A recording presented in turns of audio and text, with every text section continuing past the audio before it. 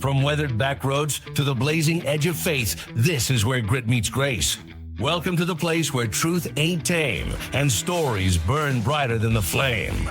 This is the Gunpowder, Propane and Jesus podcast. Real talk, real calling, no polish, just purpose. Let's light it up. And that's our intro. What do you guys think about that? I like I it. think that was actually pretty good. That's the best thing you've done, John. Yeah, Yeah, that was a lot to live up to, honestly. Yeah. Hey, who's that new voice? That is our guest, Evan Schofield. Schofield? Schofield. Like the chewing tobacco. Like the chewing tobacco, there was a gun company at one point. We'll go with the gun. There's a Bible. Go with True. Yeah. That'd be the most important one. Yeah, I there you should have go. started with that. Yeah. Yeah. He started off with chewing tobacco. That just And lets he you ended know with how Bible. backwards we are. Hey. Stetson's not allowed to be on the podcast because John kicked him out because he's got to leave early, but he is sitting in for a little while. Well, He's only got to leave early because it took forever to start. man. had we started when we were supposed to start, we'd have had a 2-hour show. I still don't know if it's recorded or not. I'm so scared right now. God. If I go home and I pull this file and there ain't nothing on it, You're fired. I'm moving. Like, I will not be back. I'm done. We'll be done. Just Oh, leave, my Lord. leave us a list of your equipment. We know what not to buy. Yeah. Yeah. What not to buy from eBay. Hey, you can't talk during the show, brother. We can't hear He's the you. media guy. Oh, he's our He's media the guy. backup He didn't know director. the show had started yet. He'd been here so long. He just assumed we weren't still recording. He's like, they're chilling. He thought we were just testing it. John, While John turn was your figuring phone it on out. silent. About to. Is that somebody calling in and be on the show? Yeah, yeah. Yeah, that's our Then first we've got our guest. first time calling caller. in. First time caller. It's Evan's dad from Alabama. Yeah. Oh, my Rammer Lord. Jammer, Alabama. So we've got Evan Schofield. He is the youth minister at Victory Baptist Church. We had a good turnout this morning for the Bible study. Yeah, 36. This is my That's it? second time. Yeah, thank you for Yeah. coming. It was I good, really yeah. like seeing your face. I don't know if you don't know who Evan Schofield is, look him up. He, in my opinion, is Abraham Lincoln. He looks just like him. Honest Abe. Yeah, Yeah, I get that a lot. People say I look like him. I think it's the beard shape. yeah. I think Yeah. it's your height, your tall slenderness, The lanky stature. lanky. Yes. Yeah. I always pictured the beard as gray, though. Yeah. Well, not that You're would too be young old. for that. That would be old. That was the Abraham old Abe. Lincoln. Well, I guess He's the I'm thinking young in old version. man Yeah, sense. yeah, Yeah. He's the one that slays vampires, in my opinion. Yeah. Like, that's what I see. Early him as. New age, modern twist. Yeah. Have you not seen that movie, Yeah. Abraham Lincoln Vampire Slayer? That's a good movie. Oh, it's Yeah. so good. The book was even better, but the movie was still worth it, man. Oh, yeah. You got an Audible book? Look, I'm going to be honest with you. If I can watch it on a movie, I'm not reading I'm the not book. reading the book. Yeah, I don't care how good the book is. The movie's way better, in my opinion. You just know you can't read, man. I can read. I just don't want to read. The I pages- mean, I will tell you this. do the If pages there get was sticky? instructions for that board right there, I definitely would have read them. You shut up, man. Don't you bring Especially it after up. the 8th hour of him trying to figure Yeah. it out. Man, That my should be the Lord. name of our podcast, The 8th Hour. I think it's recording. I really think it is. I did it like I did the last time, and we're getting feedback. So I kind of dark side think Evan hopes it didn't. Yeah, at this point, shut up, Evan. You're my butcher. I am. But Yes, that was an interesting story. The first time I met Evan, Yeah. you had just drove from The night California. before. Yeah. So I got to North Augusta on like Friday night, and then we met Saturday morning. So did you pick the house and all that, or Yeah. how'd that work When out? we came probably 6 weeks before we moved, and we kind of black ops did a little bit. Like Yeah. we came to Victory, but we didn't say a whole lot. We just kind of came and visited. Then we went out to eat with Josh and Mindy and met them. Everyone else was already at a rise because Josh and Mindy, terrible people, Oh, man. I'm man. so sorry you had to deal with them. Josh was supposed to be our first guest, but he's not a good friend at all. And I'm glad his dad's car got stolen out of his driveway. But but no, I'm glad you're here. So you replaced Josh at Victory after 16 years. yeah, something like How that. do you feel now? You're like what? Almost a year in. Almost a year. How does Yeah. it feel, man? I think you're doing great. I knew you were going to do great. You know, I was trying to be there with you, man, but I was just going through some stuff. No, so. dude, you're here with me. It's all good. But yeah, man, I think you're doing awesome. You got the middle schoolers doing their own thing and all that stuff. So. Yeah. Yep. So it's a lot of fun. The joke that I make, and it's not even a joke because it's true, is I get to live in the house that Josh built.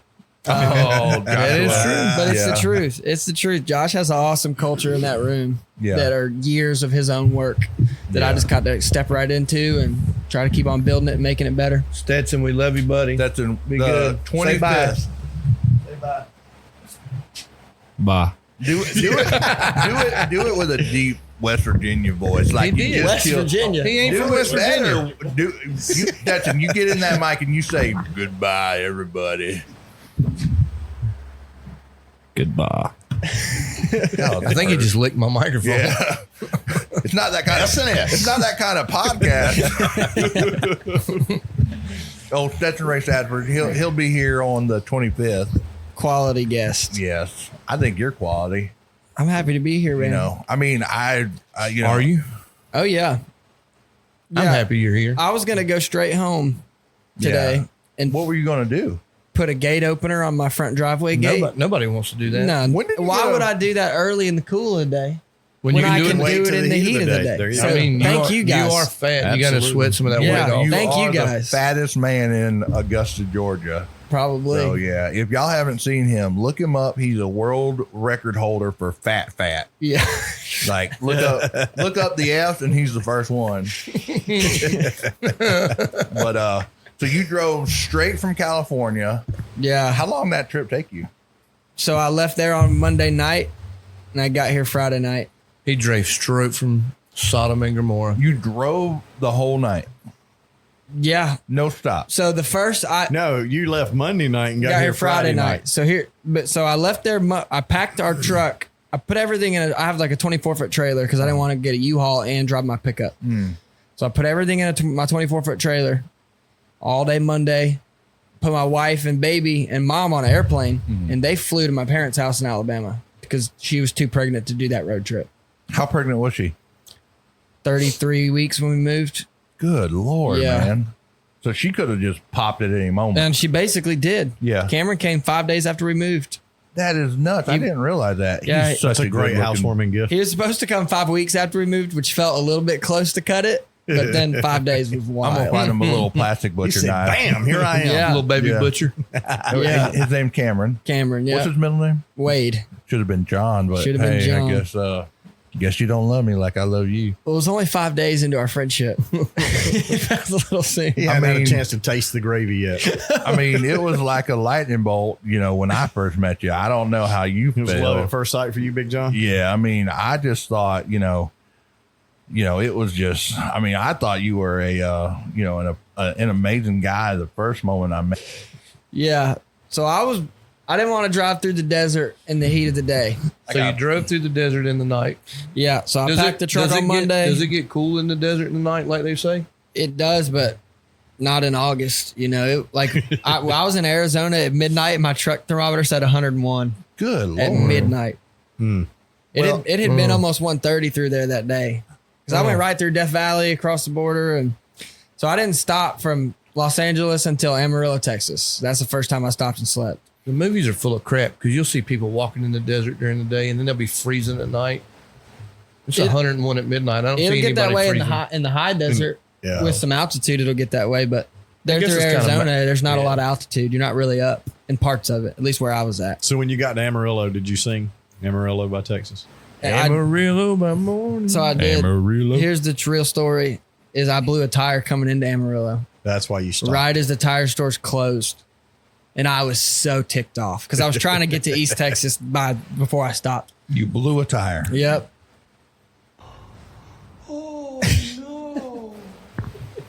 That's sad, man. Yeah. That is sad.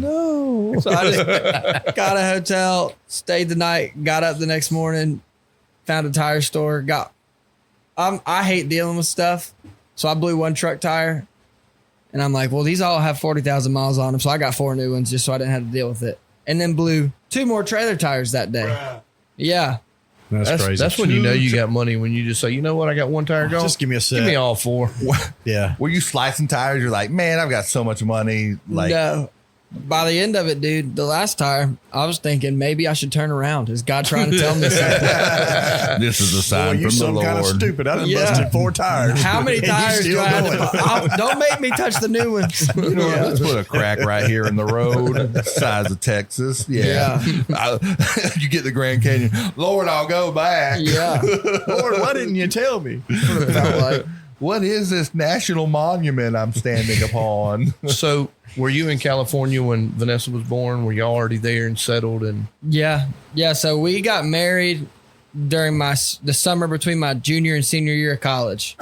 And then I finished a semester early and we moved straight there. So we've been married like 6 months when we moved to California. y'all were in California how long? 3.5 years. So let me ask you this: being somewhere, raising your family. You know, I know 3.5 years is not in the sense of family, that's not a terribly long time. But when you're a new family, that is a long time, especially with a kid. And that was her first home. And what was your feelings you had when you felt like the Lord was telling you needed to come? I was very resistant to it. And I think Pastor CT, we laugh about it now, but he kind of set the whole process up for failure. Because the first time he called me, he said, "Are you happy there?" And I said, "Well, yeah, I'm happy. Like, if that's the question." And he said, "Okay, well, would you think about leaving?"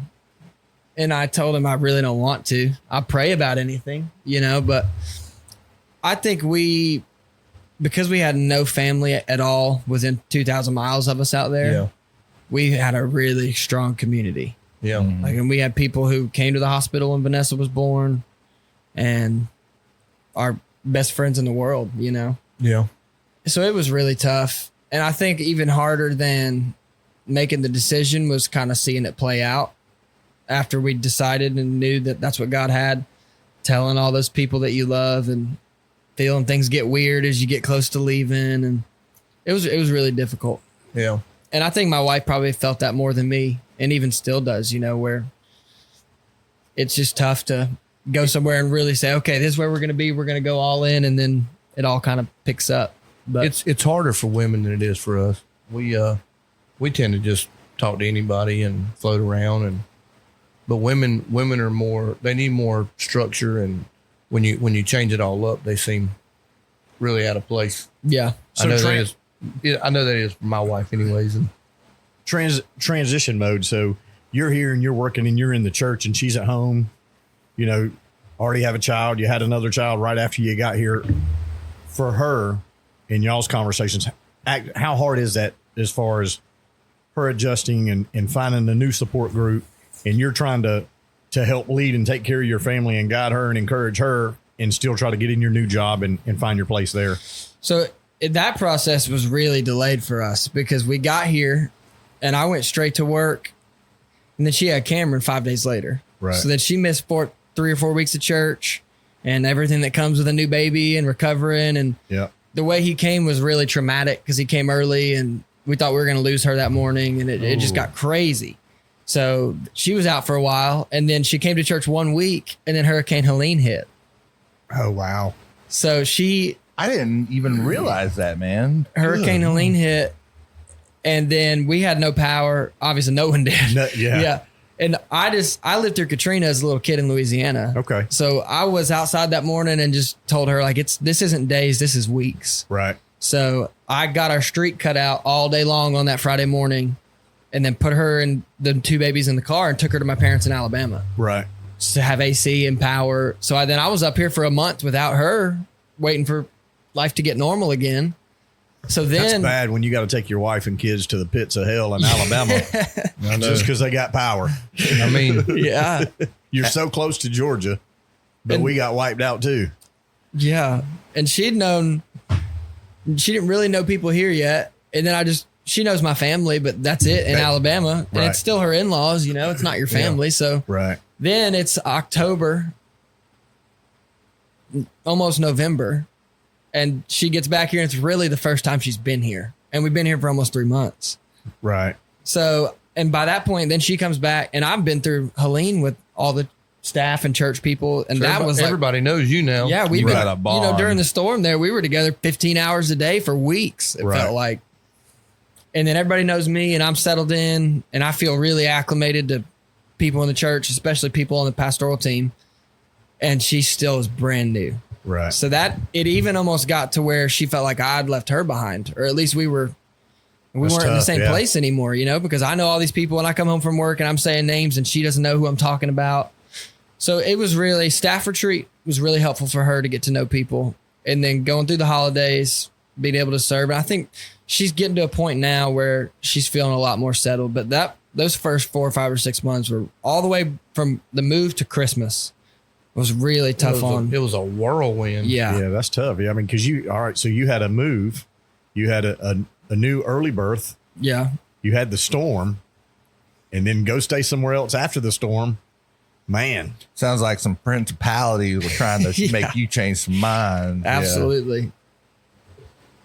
Yeah, I told her the whole time, I said, I think that in my mind, resistance is almost confirmation that you're in God's plan. You That's know? awesome. And Say that again. We gotta get that. That's going to be a sound clip right there. resistance that you feel in life can be confirmation that you're in God's plan. That'll Yeah. preach. And that's A what lot. we try to remind ourselves of. I'm Through, gonna and I don't. make a sermon for you. Okay, Do it, No, yeah. you need to, man. That's It'd be really amazing. arrogant for me to say God sent Hurricane Helene for me, right? Well, I mean, I'm gonna be honest with you. He sent it, and it was devastating. But I mean, a lot of people got good out of it. Oh, I mean, yeah. It helped communities came together, Yeah. people came together, and let's face it. I mean, we're kind of in a bad place where we are in the world today. Yeah. Not that the storm's a good thing, but you did see people like old school. People would come Yeah, together and help each other. Absolutely. I mean, you go on No the road money. and nobody Right. you know is out there cutting, but you're out there with a ton of people cutting trees. Oh, yeah. Right. You know, all for the same purpose. Yep. To help everybody. I met so many people on my street those weeks that I then would see and talk to until we moved, you know, but Yeah. like that I met my one neighbor before that and nobody else. But then that storm hit and you're borrowing chainsaws and dragging stuff out of their driveways for them. And Yep. So just an awesome story to me from the storm. So we were at my father-in-law's trying to take care of him after his wife and all that passing. And so the storm hits, and I'm just thinking it's up there in his area, right? Mm-hmm. So I've got where I worked at the time, 4 stores that I'm over, no power, no nothing, can't get anybody on the phone down there. So I'm thinking, I'm going to cut these trees down there right here in the road at his house, and I'm going to go to work and check it out and see what's going on. Well, little did I know it was going to take me 6 hours to get a mile up his road by cutting trees. So we started cutting trees, and it's him and his nephew, and we're out there cutting trees in the middle of the road, and then you hear all these other chainsaws start kicking in. So everybody's coming in and cutting, and there's a couple guys with tractors, and just, all they would do, we'd cut logs and they'd clear the road, cut a Yeah. log, clear the road, just minimal, just to get to the main getting road. a lane in the middle. Yeah. Right. So, and it's so awesome. My wife couldn't get a hold of my son. He's back home at our house. Nobody had cell signal. Nobody had nothing. Y'all know that. We've all been in it. And it was crazy because I heard this voice and I looked up, and we're about 5 hours deep into this.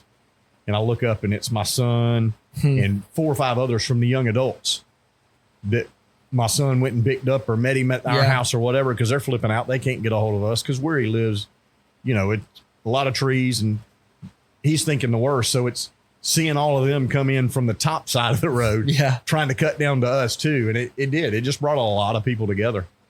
I think what Bruce is saying is the next time we have a hurricane and we don't see all them teenagers out there, you're just not a good youth pastor, is what I'm hearing.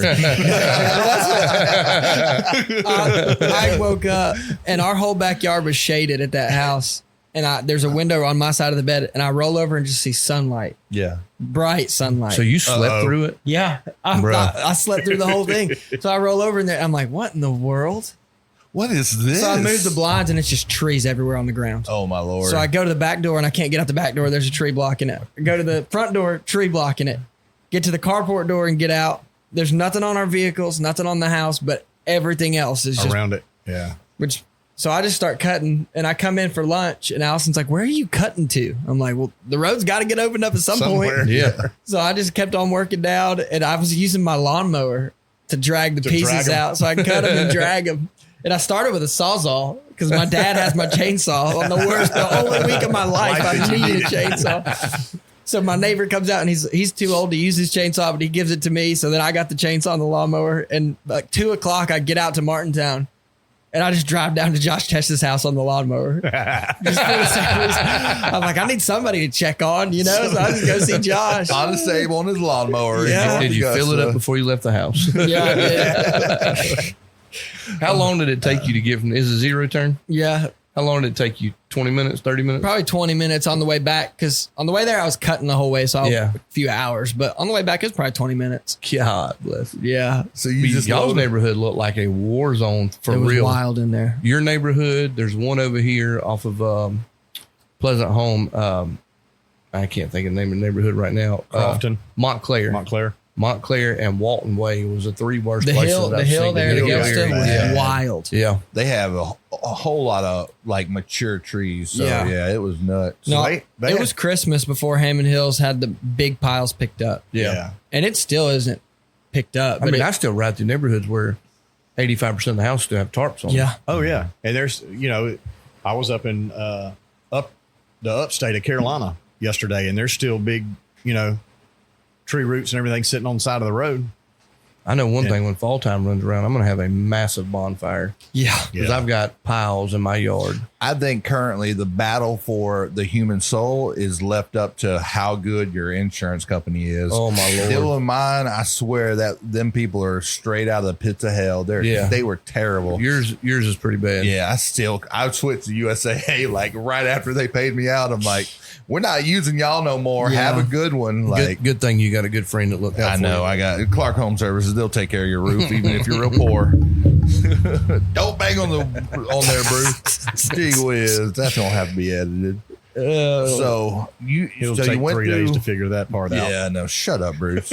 I'm better on a computer. Just thinking you don't even know how to use your Android. Gee whiz. So you're settled in now. You Yeah. got a rise coming up. You ready for a rise? I think so, man. So. I will say this: a rise is a lot easier than the all nighter. Oh yeah. Yeah. I was telling Allison last night, we were talking about it, and I said, I just have to keep reminding myself, like, yes, it's a lot of kids. Yes, it's a big undertaking. But at the end of the day, like, you're taking the teens to camp. Yeah. Like, don't overthink it. Yeah. Like, there's a it's- lot to do, but also I'm such an analytical person and a systems person with a big trip with so many moving parts. I'll worry about all that and not talk to a teenager all week. Well, if I'm not careful. The systems to get them there. Yeah. To get them home. Like, I'll be like, food, dude, y'all got to go here, get on that bus, get on this bus, go check in with your leader, and just miss the whole thing. So that's really what I'm worried about is No. being Listen, engaged with them. somebody that's been, I know me and John went last year together with the teenagers. You do your job as a youth pastor and be there for them kids. And yes, you're going to have to, Facilitate delegate some stuff. things, but you've got a cooking team. You let them worry about that. You've got youth leaders. You sit down with your youth leaders before you go and say, hey, listen, this is what I expect. And you let them handle it. And you do what you're supposed to do as a youth leader. That's what Josh did. Yeah. Josh would go around. Now, Josh was one of the last ones to go to sleep. He would always go around in the night and just kind of make sure, but He for the most part, it was, with me. It was weird. him just delegating it to the leaders. Yeah. Man, I'm telling you what, though, just, you came over and preached during the young adult revival, and just watching and listening to some of these teenagers, and you said you're walking in Josh's house, but you're standing on your own. I promise you're making a difference. Yeah. You're next level, Well, I appreciate it, man. yeah. Thank you. without a doubt. So you recently got put on an FBI ban list. Can you tell us about this? What? Yes. So now we're getting to the nitty gritty. Yes, Oh, I this wanna is hear what about we're this. all waiting for. I This is think great. I'm 80% sure I'm on an FBI watch list right Yes, now. yes. For what? Here's how it happened. Hang on. Before It wasn't the Honest Abe comment? No. I'll be 100% sure after that goes live. So you think you're on an FBI watch list? I'm going to give the context. Yes. Go ahead. Give us that story. So 2 weeks ago, we're doing a big summer nights campaign for the teens leading into a rise. And 2 weeks ago, we did a water night, and we got two big old pool liners and stretched them out. And we had like a 150-foot long slip and slide, That's awesome. which you can't get down that without some help. Yeah. And, you know, people use dish soap. I've heard of people who use Crisco, which is a little far from me. But I always like baby oil. I did. But in high school, we would put baby oil out on slip and slide, and we'd get the old Visqueen billboard signs and stretch 2 or 3 billboards out, and you'd be sliding across the injury lawyer's face, you know, flying down a hill. I can't get past the point of the visual. Hey, do you have 3 cases of baby oil? We're going to play slip and slide. That's exactly how it happened. They're looking at you like they was looking at Diddy. So I'm looking at all these stores. You about to go Diddy it up? And it's so expensive. So I find Amazon has these packs where you can get 4 32-ounce bottles, which makes a gallon or close to a gallon. 32, 64. 112, and a gallon's 128, so almost a gallon. So I order 5 of those from Amazon. So I have 5. So I'm a youth pastor, not a math teacher. He was born in Alabama, y'all. Take your shoes off. We'll be able to add it up quick.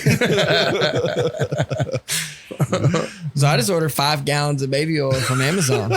It's so cheap. It was like $50. Did they send you a letter or an email? I order it. So is this when jury selection's going on? This is 2.5 weeks ago. So in the heat of all the Diddy stuff. So I even told someone, I'm like, everyone's gonna think I'm intertwined with Diddy ordering 5 gallons of baby oil, you know? Jeff Bezos is sitting at your house like, we've learned you have a particular taste, Mr.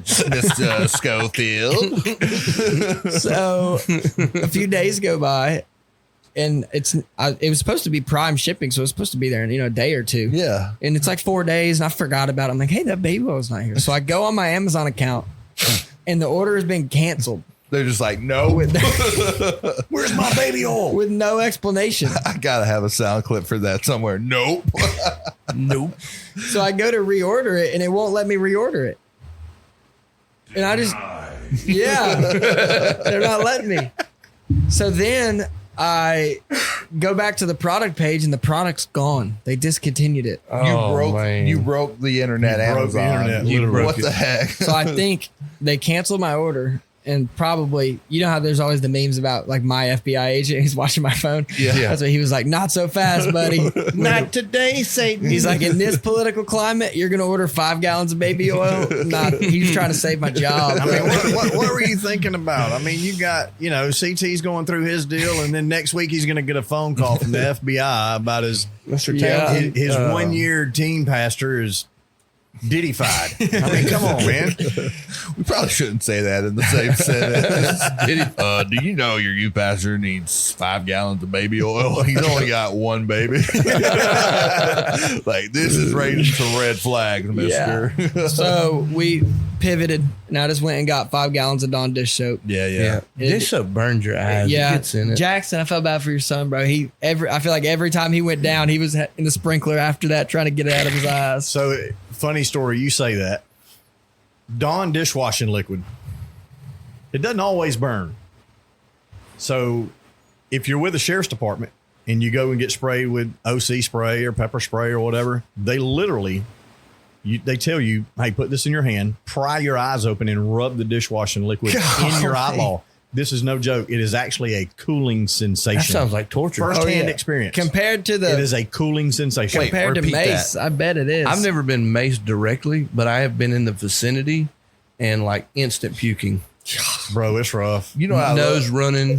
On TikTok, I've been watching the crap out of the First Amendment auditors and giving the people the sauce. Yeah. Oh, I love it. They get so angry, and they're just like, when they grab that tripod, that's assault, brother. Yeah, it's like eyeballs. Get back. Yeah, It's taste the brutal. sauce. I sprayed bear spray on a taco one time. Did you eat it? I can hear it now. You're not a man if you can't eat bear spray on your taco. We were all going to do it, but after I ate it, no one else wanted to eat their taco. My wife wanted to check her pepper spray one time, so she sprayed it in the sink. My son comes in, and I don't know what he was doing. So, he cuts the faucet on and goes to get a drink of water from the faucet. Oh. And the pepper spray's in there, and it hits him. He gets sick, goes outside, throws up. The next day where he threw up, my grass is all dead. Gross. So you can handle spice. Well, I didn't very well. that night? I've done that, and I've done the one chip challenge. Oh, How did yeah. that go? That's rough. So this is gonna make me sound like a freak, as if the baby oil story didn't. We're that ship is gone. Where I went We're to out college, sea. we had this huge bus ministry where we'd go into Chicago and pick up a bunch of kids and bring them to church every week. And there was this promotion they'd done every year for years called Goldfish Sunday. Where you swallow a goldfish? Yep. So part A of that is everyone who comes to church gets a little goldfish they take home with them. That's cool and normal. Could have stopped there. Yeah. Part 2 is the bus captain will eat a goldfish if however many kids come on the I bus. had a right? quick captain in that day. So I set a number and I One was like, goldfish or one goldfish for each kid on so the I bus? said, I'll eat one goldfish if 40 kids get on this bus. But if we get 60 kids on this bus, I'll put the goldfish onto a one chip challenge and eat them together. No. Oof. And I was like, dude, there is no way we'd never have more than 30 kids on that bus. Yeah. There were 70 something kids that day. Oh, man. So I thought I had it all figured out. I had a gallon of Bluebell ice cream like ready to go because I watched the videos on how to survive it. I never even I chewed up that goldfish and never even tasted it. That's how hot that chip was. Thanks for listening, and remember, the smoke may settle, but the embers stay lit. This was the Gunpowder, Propane, and Jesus podcast. Stay tuned for the next part of this episode.